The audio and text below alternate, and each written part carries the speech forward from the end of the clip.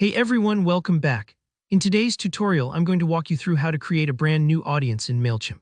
Whether you're starting a newsletter for the first time, moving contacts from another platform, or just organizing your lists, by the end of this video, you'll know exactly how to get your audience set up in Mailchimp and ready to go. Alright, let's get started. First things first, open up Mailchimp in your browser and sign into your account. Once you're inside, look to the left side of your dashboard. You'll see a menu bar with several options. Here you want to find and click on the one labeled Audience. This tab is where all your email lists live. Think of it as the central hub for your subscribers. Clicking into this section is your first step toward getting organized and reaching the people you want to connect with. Now with the Audience tab open, locate the Add Contacts button.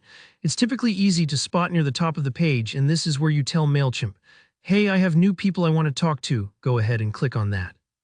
Here, Mailchimp gives you two main ways to bring in new folks.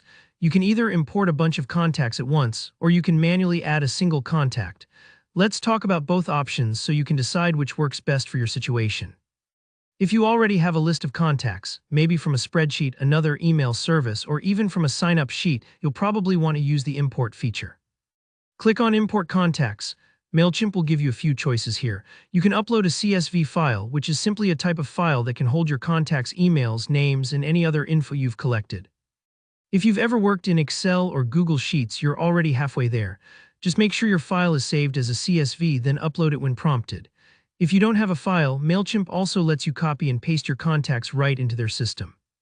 So if you have a column of emails sitting in a document somewhere, just copy that list and drop it in. Don't worry if you're not a spreadsheet pro. Mailchimp walks you through matching up your data with the fields they use, like first name, last name, and so on. This part might take a few moments if your list is long, but take your time. The goal here is to make sure every subscriber's details are correct, so your messages actually reach them and feel personalized. There's even an option to import contacts from another device. So if your contacts are living in your phone or another email account, you can connect that as well and pull your list straight in. Mailchimp tries to make this pretty seamless, and don't worry if you hit a snag. Their on-screen instructions are pretty clear, and you can always pause the video and go back a step.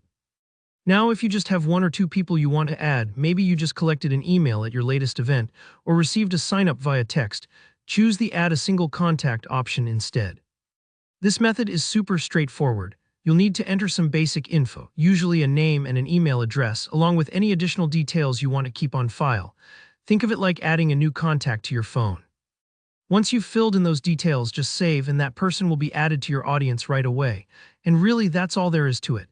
In just a few minutes, you've created a new audience in Mailchimp, ready to receive your next campaign or update. If you found this tutorial helpful, I'd love for you to hit that like button.